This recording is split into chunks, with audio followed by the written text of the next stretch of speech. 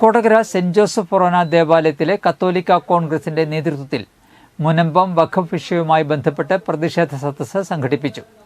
പള്ളിയങ്കണത്തിൽ നടന്ന പ്രതിഷേധം വികാരി ഫാദർ ജെയ്സൺ കരിപ്പായി ഉദ്ഘാടനം ചെയ്തു. ഡേവിസ് തെക്കിനിയത്ത് അധ്യക്ഷത വഹിച്ചു. ഫാദർ സിബിൻ വാഴപ്പള്ളി, ജോയ് ചെമ്പകശ്ശേരി, ഫ്രാൻസിസ് മംഗലൻ, ജോസ് കോച്ചക്കാടൻ, വർഗീസ് തൊമ്മാന, വർഗീസ് കോമ്പാറക്കാരൻ, ജോളി തരൂക്കര, വർഗീസ് ചെരുപറമ്പിൽ എന്നിവർ സംസാരിച്ചു. കുറേ നാളുകളായി കേരളത്തിൽ മാത്രമല്ല കേരളത്തിന് പുറത്തും കേൾക്കുന്ന ഒരു വലിയ രോദനമാണ് മുനമ്പം ജനതയ്ക്ക് നീതി വേണമെന്നുള്ളത്.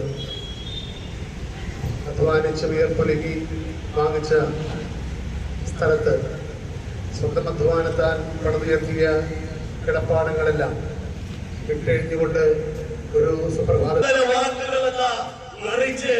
ഈ ജനങ്ങളുടെ പ്രശ്നത്തിന് ശാശ്വതമായ പരിഹാരമാണ് ഞങ്ങൾ ആവശ്യപ്പെടുന്നത് എന്ന് മാത്രം ആമുഖമായി സൂചിപ്പിച്ചുകൊണ്ട് ഇന്നിപ്പോൾ ഈ പ്രതിഷേധ സദസ്സിൽ പങ്കെടുക്കുന്നതിന് വേണ്ടി ഇവിടെ എത്തിച്ചേർന്നിട്ടുള്ള മുഴുവൻ പേരെയും ഒറ്റ വാക്കിൽ സ്വാഗതം.